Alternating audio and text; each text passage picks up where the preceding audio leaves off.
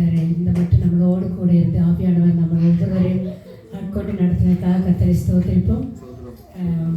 இனியும் அவருடைய வார்த்தைகளை நம்ம கேட்க போகிறோம். கர்த்தர் நம்முடைய ஆராதனையில் வல்லமையாக இறங்கி நம்ம செயல்படுத்தின தேவ ஆவியானவர் இனியும் நம்முடைய உற்சாகமாக வரும் பகுதிகளிலும் நம்முடைய வார்த்தையை கேட்க போகிறதுக்காக கர்த்தரை ஸ்தோத்திரிப்போம். ஒரு ஜெபத்தை எடுக்கலாம்.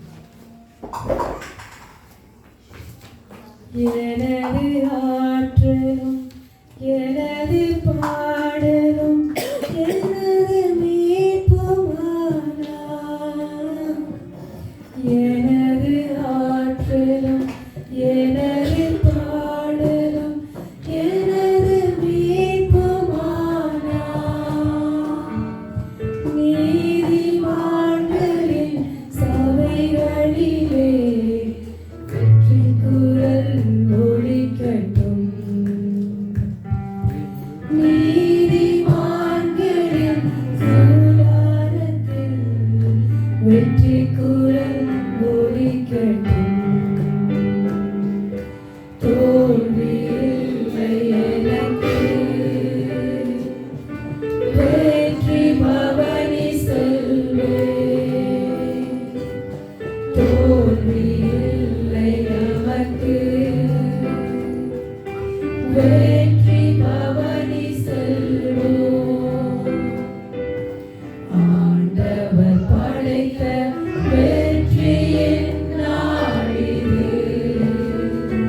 இன்று அகமகிழ்வோம் ஆர்ப்பரிப்போம், அல்லேலூயா பாடுவோம். இன்று அகமகிழ்வோம் ஆர்ப்பரிப்போம், அல்லேலூயா பாடுவோம். ஆமென். அப்பா உம்மை நன்றியோடு துதிக்கிறோம் அப்பா. உம்முடைய சமூகத்தில் நாங்களுமே அப்பா உம்மை அகமகிழ்ந்து அப்பா உம்முடைய நாமத்தை உயர்த்துவதற்காக அப்பா நீ எங்களை கூட்டி சேர்த்திருந்த நேரத்துக்காக நன்றி அப்பா. மீண்டுமாக உம்முடைய சமூகத்தில் எங்களை தாழ்த்துகிற ராஜா அப்பா. மேன்மை பாராட்டுவதற்கென்று தேவரே அப்பா எங்களிடத்தில் ஒன்றுமில்லை ராஜா. ஆவியானவர் அப்பா உம்முடைய சிலுவை குறித்து நாங்கள் மேன்மை பாராட்டுகிற ராஜா அப்பா. நீ சிந்திய உடைய ரத்தத்துக்காக உமக்கு நன்றி ராஜா அப்பா. விடையேற்பட்ட உடைய அப்பா சரீரத்தை எங்களுக்காக நீ பலியாக கொடுத்த அப்பா உமக்கு நன்றி செலுத்துகிற ராஜா. எங்களை ஆள்கொண்டு நடத்துகிற ராஜா. எங்களுடைய இருதயங்களையும் எங்களுடைய சிந்தனைகளையும் எங்களுடைய சரீரங்களையும் உருவகப்படுத்தி தேவரே உடைய வார்த்தைகளை நாங்கள் கேட்பதற்கு எங்களை தகுதிப்படுத்துங்க ஆவியானவர் அப்பா. அடியை மறைத்து தேவரிகளை வெளிப்படமா இயேசுவின் மூலம் ஜெபிக்கிற நல்ல பிதாவே. ஆமென். எல்லாரையும் மீண்டும் வருவாங்க உற்சாகமாக வார்த்தை வரவேற்றுக் கொள்கிறேன் இயேசுவின் நாமத்தினால. இந்த நேரத்திலும் நாம் ஒரு பகுதியை எடுக்கலாம். போன வாரத்தில் நம்ம கேட்ட பகுதியை நம்ம தேவன் பதத்துக்கு எடுத்து செல்வதற்கு இயேசுநாதர் அவருடைய சீசர்களை ஆசீர்வதித்தார் இல்லையா. அதை தொடர்ந்து அந்த ஆசீர்வாதத்தின் கரங்கள் இன்னும் நம்ம ஒவ்வொருவரையும் அணைத்து கொள்ள ஒரு பகுதியை நான் வாசிக்கிறேன். சங்கீதம் 46 அது 7, 11 அதில் ஒரே வசனம் தான் ரெண்டுமே.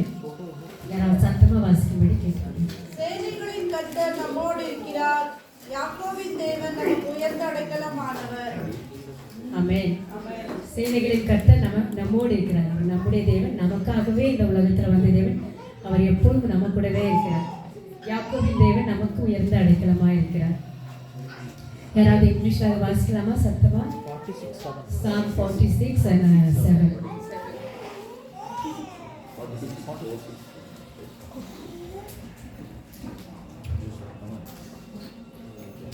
The Lord Almighty is with us.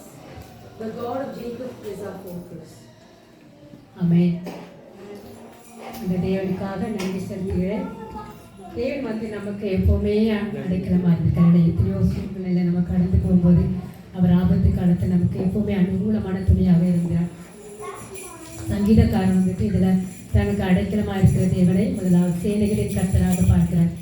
ஏன்னா பழைய ஏற்பாட்டில் நம்ம தேவனை அவங்க அதிகமாக குறிப்பிட்டு சொல்லும்போது அவர் ஒரு சேனையின் கர்த்தையாக, ஏன்னா அவர் நிறைய யுத்த செய்திகளையும் நடக்கும்பொழுது அவர் யுத்த வீரராக இஸ்ரவேல் ஜனங்களை அவர் ரட்சித்து எகிப்து தேசத்திலிருந்து அவர்கள் வழிநடத்தி வந்தபோது அநேக யுத்தங்களை அவர் கானான் தேசத்தை அவங்க சுதந்திரத்துக் கொள்வதற்கு முன்பதாக அநேக தேசங்களை அவங்க கடந்து செல்ல வேண்டியது. அந்தந்த தேசங்களுடைய ராஜாக்களை யுத்தம் பண்ணி அவங்க நடத்தி செல்ல வேண்டியிருக்கிற நேரத்தில் அவர் ஒரு யுத்த வீரராக காணப்பட்டார். தேவனுடைய சேனையாக இருப்பவர்கள் கூடுதலாக அது தூதர்களாக இருந்தார். தூதர்கள் வந்து அவருடைய பணிவிடை செய்வதற்காக தேவன் தூதர்களை பயன்படுத்தினார். அப்படியாக அவர் யுத்தங்களை ஓய பண்ணுகிறவராகவும் ஈட்டியை முறிக்கிறவராகவும் ரதங்களை சுட்டரிக்கிறவராகவும் ஒரு சேனைகளின் கர்த்தராக அவர் இருந்தார். சங்கீதக்காக அதனால் அநேக இடத்துல நம்ம பார்க்கலாம் அவர் பாடல்களில் அவர் சேனைகளின் கர்த்தர். அவர் நம்முடைய வாழ்க்கையில் அநேக சூழல் நமக்கு கடந்து போகும் ஆபத்துகள் நடந்த பொழுதும் அவருடைய சேனைகளின் தூதைகளை அனுப்பி நம்மளை காப்பாற்றியிருக்கிறார். அநேக நம்ம சங்கீதம் 91 வாசிக்கும் போதும் பாதம் கல்லில் இடராதபடிக்கு அவர்கள் உன்னை தங்கள் கைகளில் ஏற்றி கொண்டு போவார்கள், உன் வழிகளெல்லாம் உன்னை காக்கும்படி அவர் தம்முடைய தூதர்களை கட்டுகிறார். தூதர்கள் அவருக்கு ஒரு சேனையாக இருந்து அவரை வழி நடத்தி அந்த பாதையில் நடத்தின தேவன் நம்முடைய வாழ்க்கையில் அவர் சேனைகளின் கர்த்தராக இருந்து ஒரு கூட்டமாக நமக்கு வேண்டிய தேவையுள்ள எல்லா சமயத்திலும் அவர் நம்மை வழி நடத்துகிற தேவனாக இருக்கிறார். அது மட்டும் இல்லை, தேவன் சங்கீதக்காரன் இதில் தன்னுடைய எப்போதும் ஆவியானவர் அவர் கூடவே தேவன் இருந்த அந்த தேவனை யாக்கோபின் தேவன் என்று சொல்கிறார். யாக்கோபின் தேவன் எப்படி யாக்கோபுக்கு உயர்ந்த அடைக்கலமாக இருந்தாரோ அதே போல் நம்முடைய வாழ்க்கையிலும் நமக்கு கொடுத்த எல்லா ஆசீர்வாதங்களுக்கும், நமக்கு கொடுத்த குடும்பங்கள், நமக்கு கொடுத்த தேசங்களை நாம் ஆசீர்வாதமாக வைத்திருக்க எல்லா சூழ்நிலையும் அதை அடைக்கலமாக ஒரு பாதுகாப்பாக என்னை அடைக்கலம்னு சொல்லும்போது அது ஒரு பாதுகாப்பு, ரெஃப்யூஜ் இந்த வார்த்தைகள் பயன்படுத்தப்படுகிறது. இப்போ நம்முடைய வாழ்க்கையில் கொடுத்த ஆசீர்வாதங்களை தக்க வைக்கணும்னா அவரோட அடைக்கலம் நமக்கு தேவை. அந்த வாழ்க்கையில் அது ஒரு பாதுகாப்பு இல்லைன்னா எவ்வளோதான் சம்பாதிச்சாலும் எவ்வளோ ஆசீர்வாதங்கள் வந்தாலும் அது நிலைக்காமல் போயிடுது. ஆனால் தேவனுடைய பாதுகாப்பு அவர் நமக்கு அடைக்கணும். அவர் நமக்கு கேடகமாக இருக்கும்போதே நம்ம ஆசீர்வாதங்கள் நமக்கு அது ஒரு நாளும் குறைபடாதபடி நம்முடைய சந்தோஷமாக இருந்தாலும் சமாதானமாக இருந்தாலும் அவர் நம்ம தக்க வைத்து கொண்டு நம்மளை நடத்தி செல்ல அவர் வல்லவராக இருக்கிறார். யாக்கோபின் தேவன் அப்படியாக யாக்கோபுக்கு அடைக்கலமாகவும் கேடகமாகவும் அவர் இருந்து வந்தார். நம்ம யாக்கோபு கொஞ்சம் பார்க்கும்போது யாக்கோபு என்கிற வார்த்தைக்கு வந்துட்டு அதில் 1-2 அர்த்தங்கள் கொடுத்துருக்கு. அதில் மெயினாட்டு எத்தன் சொல்கிற மாதிரி ஏமாற்றுகிறவன் அந்த சுபாவம் உள்ள யாக்கோபே நம்ம இஸ்ரவேல் ஜனங்களை முழுவதும் எகிப்து தேசத்தில் அவங்க ஒரு 12 கோத்திரங்களாக யாக்கோபை அவர் உருவாக்கும். அவர்கள் மூலமாக அநேக காரியங்களை பயன்படுத்தினார். இஸ்ரவேல் என்ற ஒரு கோத்திரத்தை உண்டு பண்ணதை கர்த்தர் யாக்கோபை பயன்படுத்தினார். யாக்கோபுக்கு வந்தோன்னா ஏமாற்றம் சொல்லும் பொழுது முதலாவது அவங்களோட பிரதர் ஏசாவை ஒரு கூழ் கொடுத்து ஏமாற்றினார்னு சொல்லி நம்ம பார்க்கலாம் இல்லையா. சிரேஷ்டபுத்திர பாகத்தை ஏசா வந்துட்டு அவன் ஏமாந்துட்டான்.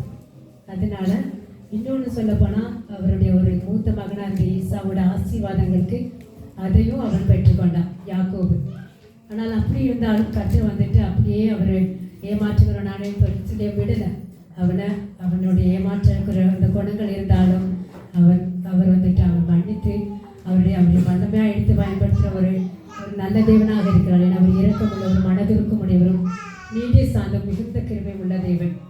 நாம் கூட எல்லாம் எவ்வளவான நம்முடைய இருதயங்களில் பொல்லான சிந்தைகள், நம்முடைய காரியங்கள், செயல்பாடுகள் நமக்கு கர்த்தருக்கு பிரியமாக இருந்தாலும் நம்மளை அப்படியே விடுகிற தேவனாக இல்லாமல் நம்மளை அடைத்து அரவணைத்து நமக்கு பாதைக்கு வெளிச்சமும் அவர் நம்முடைய கால்களுக்கு தீயமாக இருந்து நம்மளை வழிநடத்துகிற தேவன். அப்படியாக யாக்கோபு அந்த நாட்களில் அவர் வேறு பிரித்து ஒரு பெரிய பரிவாரத்தையே உண்டு பண்ண அவருக்கு கிருபை செய்தார். அதுபோல் அந்த யாக்கோபுக்கு அவர் எப்படி அடைக்கலமாக இருந்தார், எப்படி அவரை ஆசீர்வதித்தார் என்கிற காரியங்களை தான் நம்ம இதை நடத்தி பார்க்க வந்திருக்கிறோம். அவர் வந்துட்டு 3 காரியங்களை குறித்து பரலோகத்திலிருந்து அவர் ஒரு ஆசீர்வாதங்களை கொடுத்தார். அதே மாதிரி பூமிக்குரிய ஆசீர்வாதங்களுக்கும் யாக்கோபை தகுதிப்படுத்தினார். பரம ஆசீர்வாதங்களுக்கும் கர்த்தர் யாக்கோபை தகுதிப்படுத்தினார். ஆமென். பரலோகத்தில் இருக்கிற ஆசீர்வாதம் நம்ம பார்க்கும்போது ஆதியாகமம் யாராவது சத்தமாக வாசிக்கலாமா? ஜெனசிஸ் 27:41.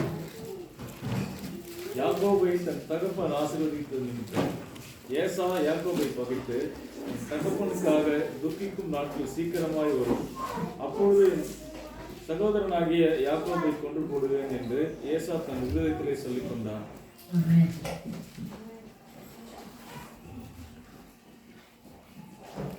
நம்ம பார்க்கும்போது யாக்கோபை தன் தகப்பன் ஆசீர்வதித்தான். இந்த மெயின் அந்த காரியம் தான். அப்படி தன் தகப்பனாகிய ஈசாக்கு மூலம் தேவன் பரத்திலிருந்து தேவன் அவருக்கு நம்ம பூலோக தகப்பனாகிய ஈசாக்கு மூலமாக யாக்கோபை ஆசீர்வதிக்கிறாரு. திட்டவட்டமாக பார்க்க முடியும். ஏன்னா தகப்பன் ஆசீர்வதித்த நிமித்தம் பார்க்கும்போது ஏற்கனவே அவர் ஆசீர்வதிக்கிறார். அப்போ அந்த ஆசீர்வாதத்தை பரலோக தேவன் ஈசாக்கின் மூலமாக அது அனுகிரகம் பண்ணியிருக்கிறார். நமக்கு கூட கர்த்தராகிய இயேசு கிறிஸ்து அநேக காரியங்களில் நமக்கு அவர் ஆசீர்வாதத்தை அவர் பரத்திலிருந்து அவர் நமக்கு செய்ய வல்லவராக இருக்கிறார். அவருடைய ஏன்னா தேவன் வந்துட்டு யாக்கோபு ரொம்ப நேசித்தான்னு சொல்லி அநேக காரியங்களை பார்க்கலாம். யாக்கோபு உலகில் அவர் ஏற்கனவே அவன் ஒரு 2வது மகனாக ஒரு எத்தனாக இருந்தாலும் தேவன் அவன் மேலே ஒரு தாயின் கருவில் ஒரு குறிக்கோளை வைத்ததாக இருந்ததுனால அவனை கொண்டு யாக்கோபை கொண்டு அவரை கொண்டு பெரிய காரியங்களை செய்ய அவர் திட்டமாக இருந்துச்சு. அதை நான் குறிப்பாக மல்கியா 1:2 நான் குயிக்காக வாசிக்கிறேன். அதில் சொல்லப்படுகிற காரியம் என்னென்னா, யாக்கோபை நான் சிநேகித்தேன். ஏன்னா யாக்கோபை ஆசீர்வதித்தது அவருக்கு மெயினான காரணம். யாக்கோபை அவர் சிநேகித்தேன்னு சொல்லி தெய்வமாகிய கர்த்தர் சொல்கிறார். அதுபோல ஓசியா 11:1 இஸ்ரவேல் இளைஞனாக இருந்த பொழுது நான் அவனை சிநேகித்தேன். நம்முடைய வாழ்க்கையில் அவர் நமக்காக அநேக காரியங்கள் நம்ம அவருடைய நமக்கு அவர் சிநேகிதராக நம்ம விரும்புகிறோம். ஏன்னா தேவன் தாவீது அவரை ஏற்ற அவர் இதயத்திற்கு ஏற்ற மகனாக விரும்புகிற காரியமாக பார்த்தார். அதுபோல் நம்மையும் கூட அவர் ஏற்ற ஒரு விரும்புகிற காரியமாக நம்ம அவர் செயல்படும் போது கர்த்தர் பெரிய காரியங்களை செய்ய வல்லவராக இருக்கிறார். ஆதியாகமம் 25, 22, 23 பார்க்கும்பொழுது யாக்கோபை பெற்ற தாய் வந்துட்டு சொல்கிறாங்க. ஆதியாகமம் 25, 22, 23 அவள் கர்ப்பத்திலே பிள்ளைகள் ஒன்றோடு ஒன்று மோதிக்கொண்டு இருந்தன. அப்பொழுது அவள், இப்படியானால் எனக்கு எப்படியோ என்று சொல்லி கர்த்தரிடத்தில் விசாரிக்கும்படி போனாள். அதற்கு கர்த்தர், 2 ஜாதிகள் உன் கர்ப்பத்தில் உண்டாயிருக்கிறது, 2 வித ஜனங்கள் உன் வயிற்றிலிருந்து பிரியும், அவர்களில் ஒரு ஜனத்தார் மற்ற ஜனத்தாரை பார்க்கிலும் பலத்திருப்பார்கள், மூத்தவன் இளையவனை சேவிப்பான் என்றார். இதில் என்னன்னா கர்ப்பம் தரித்திருக்கும்போது அவளுக்கு ஒரு கலக்கம் உண்டாகுது. 2 பேர் இருக்கிறதுனால என்ன ஆகுமோ என்று அவளுக்குள்ளாக ஒரு கர்த்தரிடத்தில் விசாரிக்கும்படி போகும்போது கர்த்தர் சொல்கிறாரு, வயிற்றில் 2 ஜாதிகள் உண்டாயிருக்கிறது, மூத்தவன் வந்துட்டு இளைவனை செழிப்பான். அப்படி அப்போ கர்ப்பத்தில் இருக்கும்போது ஏசாவும் யாக்கோவும் கர்ப்பத்தில் இருக்கும்போது ஏசா தான் மூத்தவன். பழைய பாட்டு காலங்களில் பார்க்கும்பொழுது அந்த மூத்த மகனுக்கு தான் எல்லா ஆசீர்வாதங்களும் பொதுவாக எல்லாம் கொடுக்கப்படும். ஆனால் இதில் தேவனுடைய திட்டம் இருந்ததுனால தேவன் ஏதாவது வகையில் கர்த்தர் ஏற்கனவே கர்ப்பத்தில் இருக்கும்போதே யாக்கோபை ஆசீர்வதித்து சொல்கிறார், மூத்தவன் இளைவனை சேவிப்பான்னு சொல்லி. அது ஏற்கனவே அது திட்டமிடப்பட்ட காரியமாக இருக்குது. ஏன்னா அது ஏமாற்றப்பட்டு இந்த சூழ்நிலைகள் நமக்கு டிஃப்ரெண்டாக இருந்தாலும் தேவனுடைய திட்டம் வந்துட்டு நிறைவேற நம்ம இந்த காரியங்கள் ஒருவேளை நடந்திருக்கலாம். ஆனால் அவன் கர்ப்பத்தில் இருக்கும்போதே மூத்தவன் இளைவனை சேவிப்பான் என்று யாக்கோபை கொடுத்த பெரிய திட்டம் அந்த இடத்துல அது வெளிப்படுது. அதனால நம்முடைய வாழ்க்கையில் கூட தேவன் நம்முடைய தாயின் கருவிலே தேவன் நம்மளை தெரிந்து கொண்ட நாள் முதல் இந்நாள் வரை அவர் வந்து நமக்காக ஒரு திட்டத்தை கண்டிப்பாக அவர் வைத்திருக்கிறார். நம்ம ஏசாயா 43 பார்க்கும்போது, இஸ்ரவேலே யாக்கோபை நான் உன்னை உருவாக்கினேன், இஸ்ரவேலே நான் உன்னை யாக்கோபை நான் உன்னை சிருஷ்டித்தவரும் உருவாக்கினவருமாகிய கர்த்தர் சொல்லுகிறதாவது, பயப்படாதே, உன்னை மீட்டுக்கொண்டு உன்னை பேர் சொல்லி அழைத்தேன், நீ என்னுடையவன். ஏன்னா யாக்கோபை கர்த்தர் வந்துட்டு அவருடைய தாய் கருவிட அவர் தான் சிருஷ்டித்தார் இல்லையா? நம்மளை கூட தேவன் தான் சிருஷ்டித்தார். அப்புறம் அவர் இஸ்ரவேலாக அவர் உருவாக்கினார்ல, ஒரு கோத்திரமாக அவர் உருவாக்கின தேவன். நீ பயப்படாதே, நான் உன்னோடனே இருக்கிறேன்.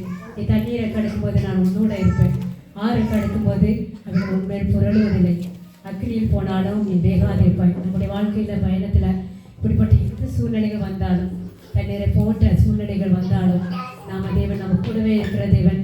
அவர் எப்பொழுது நம்மை கைவிடாமலும் விட்டு விலகாமலும் நமக்கு கூடவே இருந்து பாதுகாத்து கொள்வார். இந்த நேரத்தில் நம்ம பார்க்கும்போது ஆதியாகமத்தில் அவர் என்ன வாக்கு தத்தங்கள் கொடுத்துருக்காருன்னா, பரத்திலிருந்து அவர் என்ன ஆசீர்வாதங்களை நம்ம கொடுத்தாருன்னு பார்க்கும்போது ஆதியாகமம் 27, 28, 29 தேவன் உனக்கு வானத்து பலியையும் பூமியின் கொழுமையையும் கொடுத்து மிகுந்த தானியத்தையும் திராட்சரசத்தையும் தந்தருடுவாராக. ஜனங்கள் உன்னை சேவிக்கவும் ஜாதிகள் உன்னை வணங்கவும் கடவர்கள். உன் சகோதரருக்கு எஜமானாய் இருப்பாய். உன் தாயின் பிள்ளைகள் உன்னை வணங்குவார்கள். உன்னை சபிக்கிறவர்கள் சபிக்கப்பட்டவர்களுக்கும் உன்னை ஆசீர்வதிக்கிறவர்கள் ஆசீர்வதிக்கப்பட்டவர்களுக்குமாய் இருப்பார்கள் என்று சொல்லி அவனை ஆசீர்வதித்தான். அவர் சொல்றாரு, தேவன் வந்துட்டு அவருக்கு வானத்தின் பணியையும் பூமியின் கொடுமையும் கொடுத்து மிகுந்த தானியங்களையும் திராட்சை ரசத்தையும் தந்தருவாக. தேவனாகிய கர்த்தர் வந்துட்டு அவருடைய தகப்பனாகிய ஈசாக்கு மூலம் இப்படிப்பட்ட வாக்கு தத்தங்களை கொடுத்து அவரை ஆசீர்வதிக்கிறார். உன்னுடைய சகோதரருக்கு எஜமானாய் இருப்பார். உன் தாயின் பிள்ளைகள் உன்னை வணங்குவார்கள். உன்னை சபிக்கிறவர்களை சபிக்கப்பட்டவர்களும் உன்னை ஆசீர்வதிக்கிறவர்களை ஆசீர்வதிக்கப்பட்டவர்களுமாக இருப்பார்கள் என்று ஆசீர்வதிக்கிறார்கள். அப்படிதான் தேவன் வந்துட்டு அவருடைய பிள்ளைகளுக்கு அவரை ஆசீர்வாதத்தை கட்டிடுகிறார். அவர் வந்துட்டு அதே போல தான் நம்முடைய வாழ்க்கையில் அவர் அநேக ஆசீர்வாதங்கள், அநேக வாக்கு தத்தங்கள் அவர் நமக்கு தந்திருக்கார். அதை நம்ம விசுவாசித்து நம்ம ஒவ்வொரு நாளும் ஜெபிக்கும் பொழுது தேவன் அந்த ஆசீர்வாதங்கள் ஒன்றும் தடையில்லாதபடி நம்முடைய வாழ்க்கையில் அது நடப்பதற்கு அவர் நடக்க செய்வதற்கு அவர் வல்லவரும் நல்லவருமாக இருக்கிறார். அதே போல் யாக்கோபு ஆளுகை செய்கிறவராக இவர் பார்க்கும்போது ஒரு தாயின் பிள்ளைகள் எல்லாரும் உடைய வணங்குறவர் உயர்ந்த ஸ்தானத்தில் யாக்கோபு சொல்லும்போது அவர் எத்த நாட்டு அநேக பெயர் கேட்டாப்படி அந்த சூழலில் இருந்த யாக்கோபை கூட கர்த்தர் ஒரு ஆளுகை செய்கிறவராக அநேக பரிவாரங்களுக்கு சொந்தக்காரராகவும் அநேக ஆசீர்வாதங்களுக்கு சொந்தக்காரராகவும் வைத்த தேவன் நம்முடைய வாழ்க்கையில் நம்முடைய குடும்பங்களை அநேக நம்ம எத்தனையோ பேர் நம்ம எல்லாருமே அநேக ஸ்தலங்களில் நம்ம இந்த ஊருக்கு வந்தாலும் இந்த இடத்திலும் அவர் நன்மைகளை காண செய்ய அவர் வல்லவர் நல்லவராக இருக்கிறார். ஏன்னா நன்மையான ஈவுகள் எல்லாம் வரத்திலிருந்து உண்டாகிறது. ஜோதியின் பிதாவிலிருந்து நமக்கு இறங்கி வருகிறது. நம்ம விசுவாசத்தால் தேவனுடைய மகிமை காண கர்த்தர் உதவி செய்வார். அப்படியாக உண்மையாக அவருடைய நாட்களில் அவர் அப்படி வாழ்ந்து வந்தார் இல்லையா? அவருடைய கோத்திரங்களில் பார்க்கும்போது இஸ்ரவேல் வந்துட்டு ஒரு பரிவாரமாக இருந்தாலும் அந்த இஸ்ரவேல் கோத்திரத்தில் அநேக ராஜாக்கள் இருந்தாங்க, பிரபுக்கள் இருந்தாங்க, லேவியர்கள், ஆசாரியர்கள். அதுக்கப்புறம் எல்லாரும் உருவாங்க.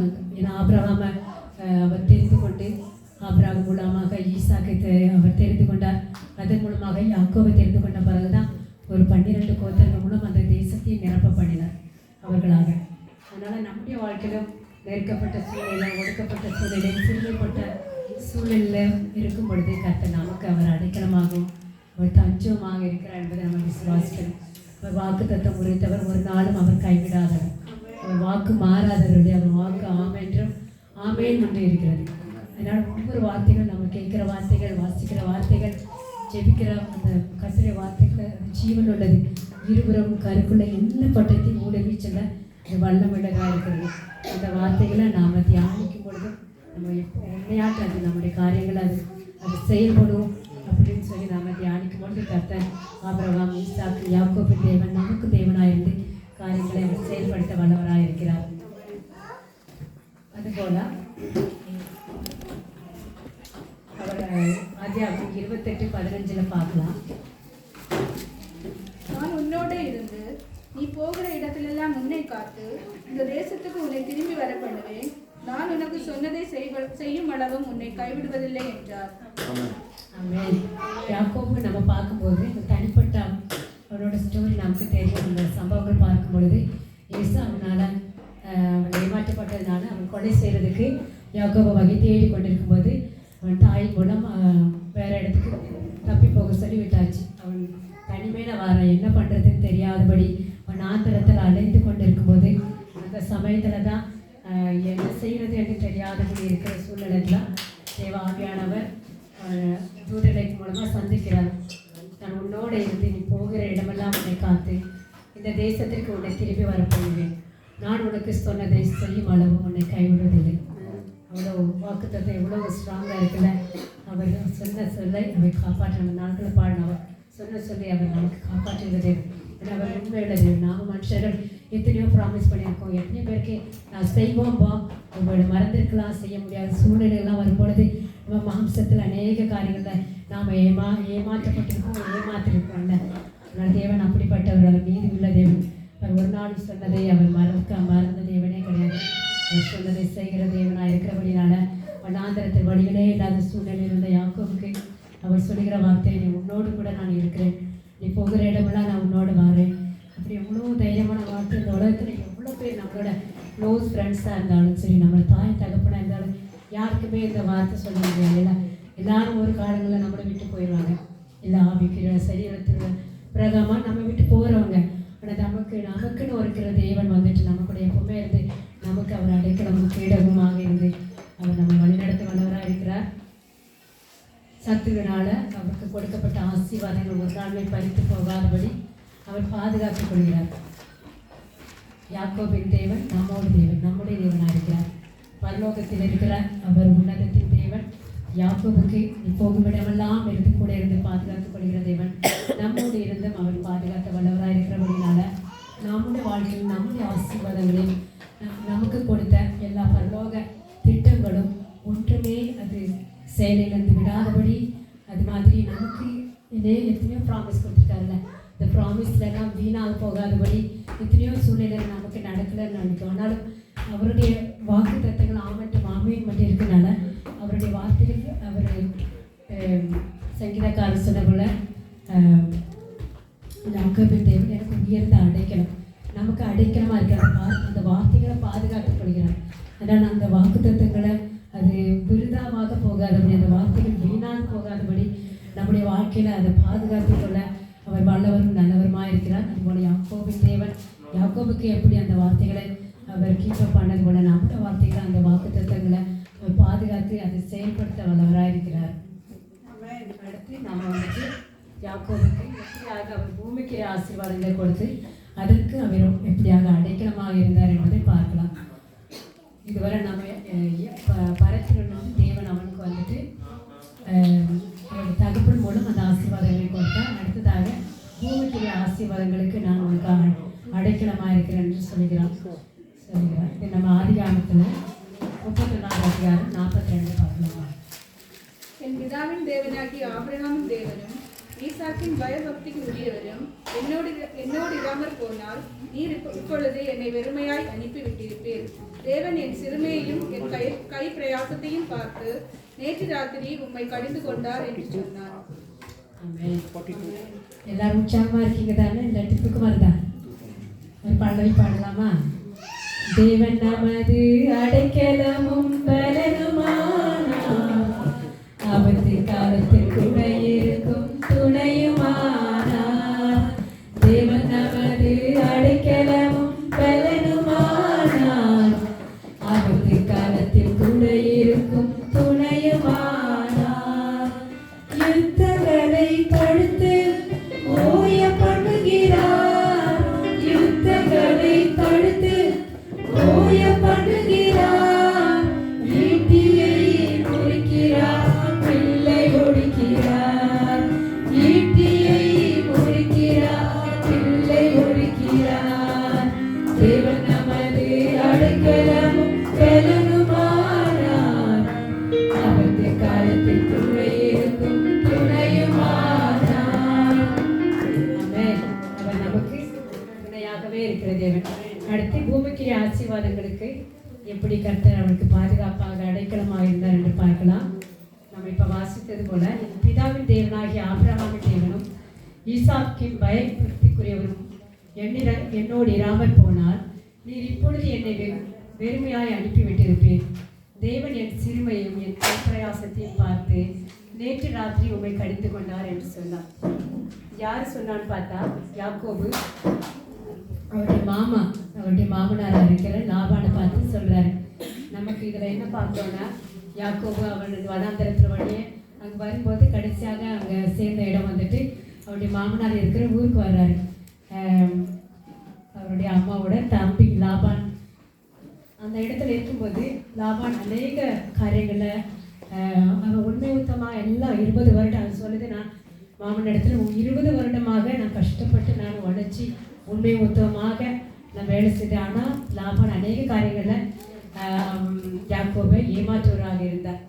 அந்த சூழ்நிலையில் தான் அவர் அந்த வார்த்தையை சொல்கிறாரு, என்னை 7 வருஷம் லேயாளுக்காகவும் 7 வருஷம் ராகேலுக்காகவும் அடுத்து 6 வருஷம் வந்துட்டு அவருடைய மந்தைகளுக்காகவும் அவர் கடினப்பட்டு வேலை செய்தார். ஆனால் அதில் 10 வருஷம் என்னாச்சு, அவருடைய சம்பளம் சரியாக கொடுக்காதபடி அவருடைய மாமனாரால் ஏமாற்றப்பட்டு விட்டார். அதனால தான் அவர் இந்த வார்த்தையை அவருக்கு சொல்லுகிறார், என் பிதாவின் தேவனாகிய கர்த்தர். அப்போ யாக்கோபின் தேவன் அவரோடு கூட இருந்ததுனால அதற்கு முன்னால் ஒரு வசனத்தை நம்ம பார்க்கலாமா? அதுக்கு முன்னாடி 31வது வசனம், அதே ஆதியாகமம் 31ல் 24வது வசனம், அதில் 2வது பகுதி. அன்று ராத்திரி தேவன் சீரியா தேசத்தானாகிய லாபானுக்கு சொப்பனத்தில் தோன்றி, நீ யாக்கோபோடு நன்மையை அன்றி தீமை ஒன்றும் பேசாத படித்து எச்சரிக்கையாயிரு என்றார். ஆமென். இவ்வளோ நல்ல தேவன் இல்லை, நமக்காக நமக்கு விரோதமாக எழுதுவதற்காக அவங்க போய் அவங்களை எச்சரிக்கிறார் தேவன். நீ யாக்கோபோடு நன்மையை அன்றி தீமை ஒன்றும் பேசாதபடிக்கு எச்சரிக்கையாயிரு. அதனால நம்ம பார்க்கும்பொழுது மாமனார் 29வது வசனத்தில் சொல்றாரு, உங்களுக்கு பொல்லாப்பு செய்ய எனக்கு வல்லமை உண்டு, ஆகிலும் உங்கள் தகப்பனுடைய தேவன் யாக்கோபுடைய நன்மை என்று தீமை ஒன்றும் பேசாதபடிக்கு எச்சரிக்கையாயிரு என்று நேற்று ராத்திரி என்னோடு சொன்னார். இவ்வளோ நல்ல தேவன் நமக்காக நமக்கு விரோதமாக எழுப்பு நினைக்கிறவங்களுக்கு மத்தியில் அவர் முன்னமாகவே சென்று நீ இப்படி செய்வதற்கு நீ எத்தனைப்படுத்தக்கூடாதுன்னு சொல்லி எச்சரிக்கிறாரு. இதில் நம்ம நான் இப்போ சொன்ன காரியங்கள் தான். நீ 38ஆவதுலேருந்து யாக்கோபோட அந்த நாட்டில் அவன் எப்படி கடந்து சென்றான்னு சொல்லி பார்க்கலாம். அதே 31வது அதிகாரத்தில் 38லேருந்து 41 வரை இந்த 20 வருஷம் காலமாய் நான் உம்மிடத்தில் இருந்து உம்முடைய செம்மறியாடுகளும் வெள்ளாடுகளும் சினையறியவில்லை, உம்முடைய மந்தையின் கடாக்களை நான் தின்னவில்லை, திருடுறதை நான் உம்மிடத்துக்கு கொண்டு வராமல் அதற்காக நான் உத்தரவாதம் பண்ணினேன். பகலில் களவு போனதையும் இரவில் களவு போனதையும் என் கையில் கேட்டு வாங்கினேன். பகலிலே வெயிலும் இரவிலே குளிரும் என்னை பற்றித்தது, நித்திரை என் கண்களுக்கு தூரமாய் இருந்தது. இவ்விதமாய் பாடுபட்டேன். இந்த 20 வருஷ காலம் உம்முடைய வீட்டிலே இருந்து 14 வருஷம் உம்முடைய 2 குமார்த்திகளுக்காகவும் 6 வருஷம் உம்முடைய மந்தைக்காகவும் உம்மிடத்தில் சேவித்தேன். 10 முறை என் சம்பளத்தை மாற்றினீர். அநேக வழியில் நன்மையானதே அத்தனை நாள் அவர் கஷ்டப்பட்டு அவருடைய மாமனாருக்கு அவர் நன்மையானதே செய்தார். நம்ம அதில் 24 வருஷத்தில் அவர் சொல்கிறாரு, லாபான் உன் கண்களில் எனக்கு தயவு கிடைத்ததே, ஆனால் நீங்கள் உன்னிமித்தம் கர்த்தர் என்னை ஆசீர்வதித்தார் அப்படி சொல்லி லாபான் யாக்கோபுக்கு சொல்கிறார். அப்போ யாக்கோபு அந்த இடத்துல போனதுனால அவன் வந்து அதுக்கு முன்னாடி கஷ்டப்பட்டு தான் இருந்தார். யாக்கோபின் அந்த வரவு அவருடைய மாமனார் வீட்டில் ஆசீர்வாதத்தை கொண்டு வந்து அநேக ஆடுகளும் அநேக மாடுகளும் மந்தைகளும் வேலைக்காரர்களும் யாக்கோபினோட வரவு அவனுக்கு ஒரு ஆசீர்வாதத்தை கொடுத்தது. அப்படிப்பட்ட ஆசீர்வாதத்தை கொண்டு வந்த யாக்கோபுக்கு அவனுடைய மாமனார் அநேக சூழ்நிலையில அவர் கஷ்டத்தை தான் கொடுத்திருக்கிறார். அதனால தேவன் அவனுடைய உண்மையும் அவனுடைய உத்தமத்தையும் அவனுடைய கடின உழைப்பையும் பார்த்து அவனுக்கு முன்பதாகவே அவருடைய இந்த லாபான் எடுத்து சென்று இந்த காரியங்களை தெரிவிக்கிறார். நம்முடைய வேலை ஸ்தலங்களாலும் நம்முடைய வீடுகளாலும் நமக்கு கொடுத்த பொறுப்புல நமக்கு கொடுத்த காரியங்களை நம்ம உண்மை உத்தமமாக இருக்கும்போது நாம சொல்லணும் தேவையில்லை. நமக்காக கற்று யுத்தம் பண்ணுகிற தேவன் சேனைகளின் கற்று நம்மோடு இருந்து நமக்காக பரிந்து பேசி நமக்காக அவர் ஜெயத்தை உண்டு பண்ணுகிற தேவனாக இருக்கிறார். லாபான் வந்துட்டு யாக்கோபின் மூலம் ஆசீர்வதிக்கப்படாத நம்ம ஒவ்வொருவரும் நம்ம இருக்கிற இடங்கள் நம்ம மூலம் நமது குடும்பங்களுக்கும் நம்ம மூலம் நம்ம வேலை ஸ்தலங்களுக்கும் அவர் ஒரு ஆசீர்வாதத்தை கட்டளையிட அவர் வல்லவராக இருக்கிறார். நம்ம கத்திரை நேரத்தில் நம்ம உண்மையாக இருக்கும்போது உண்மை உள்ளவனுக்கு தேவன் பரிபூர்ண ஆசீர்வாதத்தை கொண்டு வராரு. எப்போ உண்மையாக இருப்போம் கர்த்தர் பரிபூர்ண ஆசீர்வாதத்தை அவர் நமக்கு வைத்திருக்கிறார். அப்படியாக கர்த்தர் இந்த இடத்துல லாபான் அவனை ஏமாற்றி அவனை யாக்கோபின் காரியங்களை பறித்து கொள்ள நினைக்கும் பொழுது தேவன் அவனுடைய ஆசீர்வாதங்களை அவர் வந்து அதுக்கு அடைக்கலமாக இருந்தார், பாதுகாப்பாக இருந்தார். அந்த ஆசீர்வாதங்கள் பறித்து கொள்ளப்படாதபடி சத்துரு எடுத்துக்கொள்ள விடாதபடி அவர் அந்த ஆசீர்வாதத்துக்கு ஒரு பாதுகாப்பாக இருந்தார். ஒரு 32வது வருஷம் இப்படி சொல்லுது, ஆனாலும் என் பிதாவின் தேவனாகி என் பிதாவின் தேவனாகிய ஆபிரகாமின் தேவனும் ஈசாக்கின் பயபக்திக்குரியவரும் என்னோடு இராமல் போனால் நீ இப்பொழுது என்னை வெறுமையாய் அனுப்பிவிட்டிருப்பீர். தேவன் என் சிறுமையும் என் கையின் பிரயாசத்தையும் பார்த்து நேற்று ராத்திரி உம்மை கடிந்து கொண்டார் என்றார். ஆமென். 32-42. ஆமென். கர்த்தர் பெரிய காரியங்களை செய்வாராக. இப்படிப்பட்ட காரியங்களை நம்முடைய வாழ்க்கையோட கர்த்தர் செய்ய அவர் வல்லவராக இருக்கிறார். கடைசி இதில் பார்க்கும்போது என்ன ஆகுதுன்னா, அவர் வந்துட்டு தனியாக பெருங்கோளோடு யாக்கோபு அங்கிருந்து புறப்பட்டார் இல்லையா? யாக்கோபு புறப்பட்ட பொழுது அவர் இரு பரிவாரங்களாக அவருக்கு வந்துட்டு வேலைக்காரிகள் இவ்விதமாக அந்த புருஷன் மிகவும் விருத்தி அடைந்து திரளான ஆடுகளும் வேலைக்காரிகளும் ஒட்டகங்களும் கழுதைகளும் உடையவர்களானார். நம்மளும் அப்படிதான், நம்ம தெரியாத அந்த தேசத்துக்கு வந்தோம்ல. ஆனால் கர்த்தர் நம்முடைய வாழ்க்கையில் அவர் இருந்தாருன்னா நம்ம கர்த்தர் நம்மளையும் அப்படிதான்.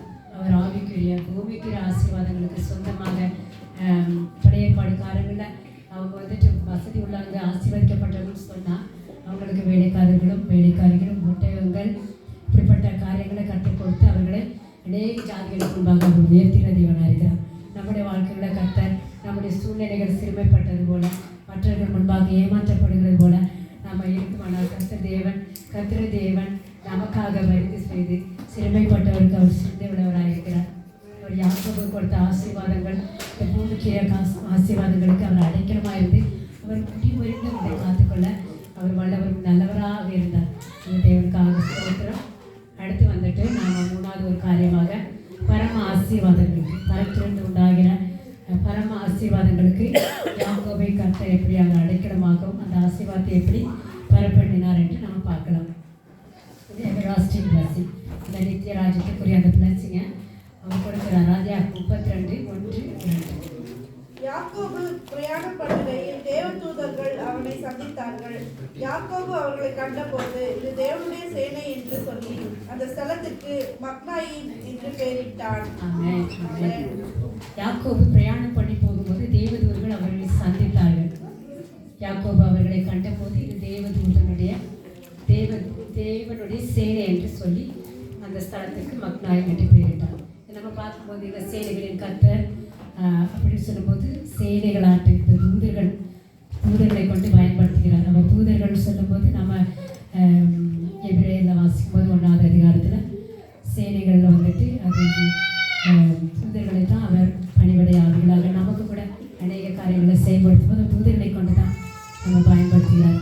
இன்னொரு காரியத்தில் அவருடைய பாடுபாடுகளுக்காக கடந்து சென்று போகும்போது ஒரு காரியத்தில் அவர் சொல்கிறார், எப்பொழுதும் என் பிதாவை நான் கேட்டுக்கொள்ளும்போது அவர் வந்துட்டு 12 லேகியோனுக்கு ஒருத்த தூதர்களை அவர் எனக்காக அவர் கட்டளையிடுவார்னு சொல்லுவார். இப்போ தூதர்களுடைய காரியம் வந்துட்டு இப்போ ஒரு லேகியோன்னு சொல்லும்போது நேர்லி 6,000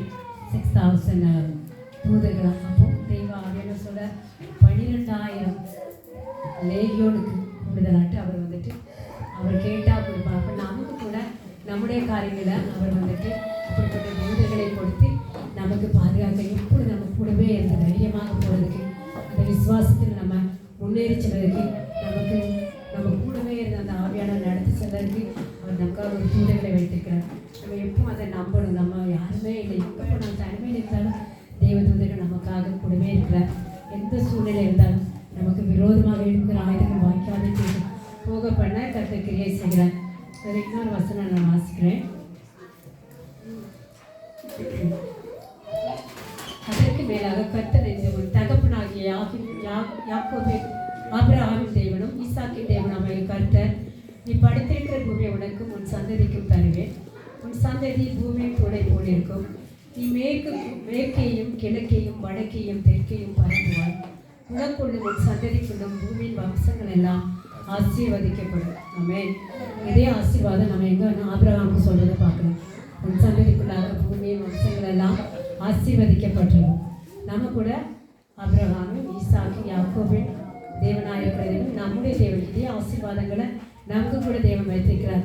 இந்த காரியத்தை நம்ம பார்க்கும்போது நம்ம யாக்கோபுடைய சூழ்நிலையில் ஒன்றுமே இல்லை, தனிமையாக விடப்பட்டு ஒன்றும் இல்லாமல் அவர் தனிமையாக வந்த சூழ்நிலையில் கர்த்தர் இப்படிப்பட்ட ஆசீர்வாதங்கள் கொடுக்கும்போது அவர் வந்துட்டு அந்த காரியங்களை உண்மையாகவே விசுவாசிக்கிறார். விசுவாசித்து நம்ம முன்னாடியே வாசித்தோம், உன்னோடு கூட இருந்து நான் போக விடவில்லாம் உனக்கு நான் கூடவே இருந்து உன்னை காத்துக்கொண்டேன், அதை சொன்னதை செய்யும் அளவுக்கு நான் உன்னை கூடவே இருப்பேன்னு சொல்லிட்டு கர்த்தர் வாக்குறுத்த தேவன் நம்ம கூட இருந்து நடத்துகிறார். இந்த வாக்குத்தத்தங்கள் நமக்கு நம்முடைய வாழ்க்கைக்கும் அது ஆமென் என்று இருக்கிறபடியாக கர்த்தரை ஸ்தோத்தரிப்போம். அடுத்து ஒரு வார்த்தை வந்துட்டு ஆதியாகமம் 32வது அதிகாரம் 27, 28. யாராவது சத்தமாக அவர் உன் வாசிக்க? பேர் என்ன என்று கேட்டார். யாக்கோபு என்றான்.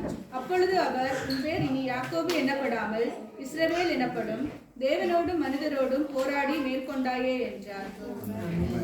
அவர் யாக்கோபு என்று பெயர் சொல்லும்போது அதற்கு அர்த்தம் வந்துட்டு எத்தனும் ஏமாற்றுகிறவமாக இருந்தது. ஆனால் அப்படிப்பட்ட அந்த பெயரை தேவன் மாற்றி இஸ்ரவேல் சொல்லுங்க பெரிய கோத்திரத்திற்கு தலைவனாக வைக்கக்கூடிய அளவுக்கு அந்த இஸ்ரவேலை நம்ம ஏசாயால வாசிக்கும்போது இஸ்ரவேலின் பரிசுத்தமுள்ள தேவன் அந்த ஒரு நாமத்தை கொடுக்கிறார். அதை இஸ்ரவேலின் பரிசுத்தமுள்ள தேவன் சொல்லுகிறதுனா ஒரு பெரிய காரியம். யாக்கோபின் தேவன் வந்துட்டு அநேக வேளையில் எத்தனை இருந்தோன்னா இஸ்ரவேலின் அந்த பெரிய நாமத்தை கொடுத்து அது ஒரு பரம ஆசீர்வாதமாக கர்த்தர் அவருக்கு கொடுக்கிறார். அப்படியாக நம்முடைய வாழ்க்கையுடைய தேவன் அந்த பரம ஆசீர்வாதத்தை பெற்றுக்கொள்ள நமக்கு அது தக்க வைத்துக்கொள்ளும். அந்த பரிசுத்த ஆவியானவருடைய வல்லமுள்ள காரியங்களையும் வரங்களையும் பெற்றுக்கொள்வதற்கு அவர் நமக்கு உதவி செய்கிறார் இருக்கிறார். நம்ம பார்க்கும் பொழுது ஒரு மனுஷனுடைய பேரையே மாற்றி அவனுக்கு பரம ஆசீர்வாதத்தை கொடுக்கறதுக்கு நம்முடைய கர்த்தரை தவிர வேறு யாராலும் முடியாது. நம்முடைய கூட நம்ம எத்தனை பேர் நம்முடைய ஒரு சபாவங்களை அனுசரித்து நம்முடைய சூழ்நிலைகள் அனுப்பிச்சு நமக்கு ஒரு பேர் வைப்பாங்கல்ல, இல்லை அந்த மாதிரி காரியங்களில் பார்க்கும்போது கர்த்தருடைய சமூகத்தை நம்ம வந்தால் கர்த்தர் அந்த மாதிரி பேர்களெல்லாம் வச்சு நமக்கு ஒரு தேவனுடைய பிள்ளைகளாக அவருடைய பிதாவாகிய தேவன் நம்ம அப்பா பிதா என்று கூப்பிட அந்த புத்திர சுவிகாரத்தை கொடுத்து அவரை கூப்பிடுகிற அந்த ஒரு பிள்ளையாக மாற்றி இருக்கிறார் இல்லையா. அவர் யாக்கோபின் தேவன் நம்முடைய தேவன். இந்த நாட்களில் அவர் எப்படியாக ஆபிரகாமுக்கும் ஈசாக்கும் யாக்கோபின் தேவன் யாக்கோபின் ஆசீர்வாதத்தை எப்படி அடைக்கலமாக இருந்தாரோ ஒரு பூமிக்குரிய பரத்திற்குரிய அவர் பரலோகத்திரிய ஆசீர்வாதத்துக்கு அவர் அடைக்கலமாக இருந்தார். ஒன்று கூட அவரை விட்டு போகாதபடி எல்லாவற்றையும் அவர் பாதுகாத்து கொண்டவரை நம்முடைய வாழ்க்கையிலும் கூட அவர் நமக்கு வைத்திருக்கிற ஆசீர்வாதங்களை பெற்றுக்கொள்வதற்கு தடையாக சொத்து வைத்த எல்லா சூழ்நிலையை மாற்றி நமக்கு அது கிடைக்க அவர் வைத்து அதை நமக்கு உதவி செய்கிற தேவன். ஏன்னா நம்ம தாய் கருவிலே அவரை உருவாக்கினவர், நம்ம பேர் சொல்லி அழைத்தார். அவர் என்னுடையவள் என்று நம்மளை யாக்கோபு சொல்லக்கூடாது. நாம கூட தேவனுடைய பிள்ளையாக இருக்கிறோம். இனியும் அவர் ஒவ்வொரு வசனத்தில் இனி யாக்கோபு வெட்கப்பட்டு போவதில்லை, அவன் முகம் செத்து போவதில்லைன்னு சொல்லியிருக்கிறது. யாக்கோபின் தேவன் வந்துட்டு ஒவ்வொருவருடைய முகங்களையும் பிரகாசிப்பிக்கிற தேவன்.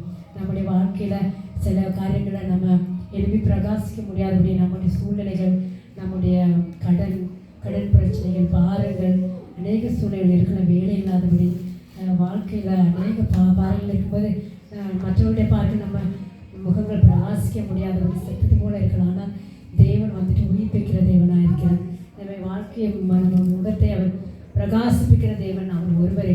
நம்முடைய வாழ்க்கையில் அவரை தான் நோக்கி பார்க்கணும், மனுஷரே இல்லை. மனுஷன் வந்துட்டு முகத்தை பார்க்கிறான். நம்ம தேவன் நம்முடைய இருதயங்களை ஆராய்ந்திருக்கிற தேவன், நம்ம இருதயத்தின் வேண்டுதல்களை அவர் அறிந்திருக்கிற தேவன். யாக்கோபு எப்படியாக அந்த ஆசீர்வாதங்களை தக்க வைத்துக் கொள்ள உதவி செய்தாரோ நம்முடைய வாழ்க்கையில் இந்த ஆசீர்வாதங்களை பெறுவதற்கும் அதை தக்க வைத்துக் கொண்டு அது தேவநாமத்திற்கு பயன்படுவதற்கு அவர் உதவி செய்ய வல்லவராக இருக்கிறார். தேவனை கண்டவர்கள் ஒரு காலம் பிழைத்ததில்லை. பழைய ஏற்பாடு காலங்களில் பார்க்கும்போது அந்த பெரிய மகத்தான தேவனை யாரும் பார்க்கக்கூடாதபடியாக இருந்தது. ஏன்னா அவங்க பார்த்தவங்களுக்கு அந்த பிரகாசம் அந்த மகிமையில் அவங்க செத்து போயிடுவாங்க, பார்க்கக்கூடாதபடியாக இருந்தது. அதனால் நம்முடைய வாழ்க்கையில் நம்ம தேவன் நம்ம அருகாமையில் நம்முடைய இருதயத்தில் நம்முடைய ஆத்மாவிலே வாசம் பண்ணுகிற தேவன். அவருடைய ஆத்மாவில் நமக்கு பலன் கொடுக்கிற தேவன். நம்ம சத்துவம் இல்லாதவர்களுக்கு சத்துவத்தை கொடுக்கிறார், பலன் இல்லாத நேரத்தில் நமக்கு அவர் பலன் கொடுக்கிறார் இல்லையா. அப்படிப்பட்ட தேவன் வந்துட்டு யாக்கோபு இந்த வசனத்தில் சொல்லும் பொழுது அவரை நான் முகமுகமாய் கண்டேன். பழைய ஏற்பாட்டு காலங்கள் அவ்வளோ ரெஸ்ட்ரிக்ஷன் இருந்த நாட்களில் கூட யாக்கோபு நான் தேவனை முகமுகமாய் கண்டேன், உயிர் தப்பி பிழைத்தேன் என்று சொல்லி சொல்கிறார். அப்போ அந்த காலத்தில் அவர் யாக்கோபை எவ்வளோ அதிகமாக மேன்மைப்படுத்தியிருக்காருல்ல. எவ்வளோ அவரை பார்த்தவங்கெல்லாம் அவர் செத்து போயிடுவாங்க. ஏன்னா அவ்வளோ பிரகாசம், அவ்வளோ மகிமை. ஆனால் முகமுகமாய் தரிசிக்கிற அளவுக்கு தேவன் அந்த யாக்கோபை பெருமைப்படுத்தினார். நம்முடைய வாழ்க்கை கூட நாம செத்து போய்விடாதபடி, நம்முடைய ஆத்மா செத்து போய்விடாதபடி ஜீவனுள்ள தேவனையை நோக்கி பார்க்கவும், நம்ம சரீரத்தில் சுகம் கொடுக்கவும் அவர் நல்லவரும் வல்லவருமாக இருக்கிறார். இப்படியாக இந்த நாட்களில் இந்த வெறுமையாக வந்த யாக்கோபை கூட ஆசீர்வதித்த தேவன் நம்மளும் பூமிக்கிற ஆவிக்கிற ஆசீர்வாதம் கொடுத்து அவர் ஆசீர்வதிக்கவும் அதுக்கு பாதுகாப்பாக இருக்க தேவன் நமக்கு வல்லமையாக இருக்கிறார்.